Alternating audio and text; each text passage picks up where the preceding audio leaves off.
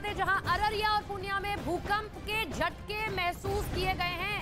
भूकंप की तीव्रता 4.3 मापी गई है। ये बड़ी खबर आप देख रहे हैं। बिहार में अररिया और पूर्णिया में भूकंप के झटके महसूस किए गए और जो भूकंप आया है उसकी तीव्रता 4.3 मापी गई है। तो ये बड़ी खबर आप देख रहे हैं कि बिहार में किस कदर भूकंप आता है और खास तौर पर जो ज्यादा झटके महसूस हुए हैं वो अररिया और पूर्णिया में हुए हैं। फिलहाल अभी लोगों का रिएक्शन नहीं आ पाया, लेकिन जो इस भूकंप की तीव्रता है वो 4.3 बताई जा रही है। बहरहाल खबरों में आगे बढ़ते हैं और बात अतीक अहमद की करते हैं। अतीक अहमद को एमपी एमएलए कोर्ट में पेश किया जाएगा। साबरमती जेल से प्रयागराज लाया जा रहा है, जहां उमेश पाल हत्याकांड मामले में अतीक अहमद को पेश किया जाना है। 24 फरवरी वो तारीख है जब एक बार फिर प्रयागराज गोलियों की तड़तड़ाहट से गूंज उठा था।